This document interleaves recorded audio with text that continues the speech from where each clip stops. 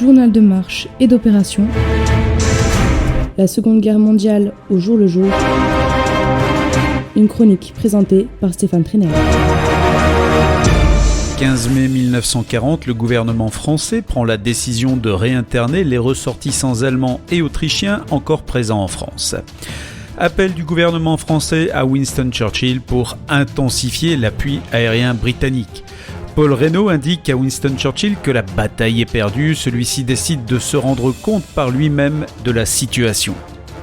Dans une réunion du cabinet britannique à la guerre, l'Air Marshal Dowding argumente fermement contre l'envoi de chasseurs supplémentaires en France. Il finit par avoir gain de cause et les chasseurs de la RAF resteront dans les îles britanniques.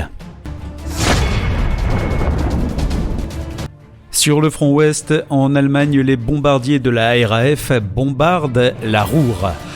Dans le nord, à 11h, l'armée hollandaise capitule suite à la signature de l'acte de capitulation signé par le commandant en chef des forces des armées néerlandaises, le général Henry Winkelmann, à Rijswehoorde, dans les faubourgs de Rotterdam. Seules les troupes en Zélande continuent à se battre.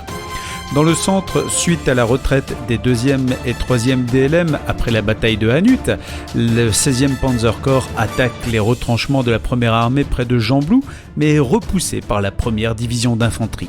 Les Allemands perdent près de 120 chars dans le combat. Les Allemands sont aussi mis en échec à Louvain. Dans l'après-midi, le général Georges donne l'ordre d'évacuation de la Dyle et le repli sur l'Escaut. Le commandant en chef français, le général Gamelin, reste confiant. Les panzers du général Rommel surprennent la première DCR alors qu'elle est en train de refaire le plein d'essence. Elle se portait à sa rencontre pour le bloquer, mais elle est dispersée par les chars allemands malgré les fortes pertes qu'elle inflige. Au sud, dans la nuit du 14 au 15, les troupes allemandes percent entre Namur et Sedan. Le général Giraud prend le commandement de la 9e armée, celle-ci a sa retraite coupée par la 6e division blindée allemande et commence à se débander.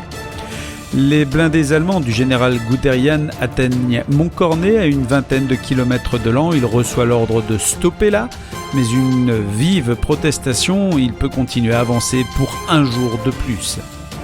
La 10e Panzer Division de l'infanterie fait une diversion en attaquant comme si elle avait pour but de passer derrière la ligne Maginot pour l'isoler.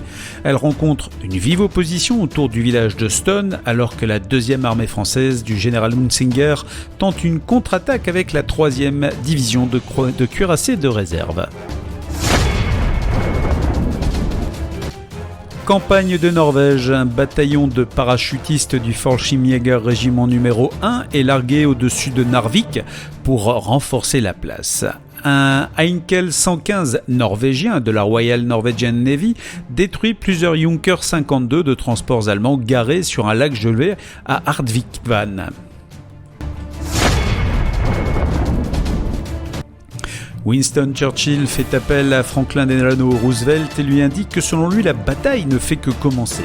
Il demande de l'aide matérielle aux USA sous forme de commandes de matériel militaire.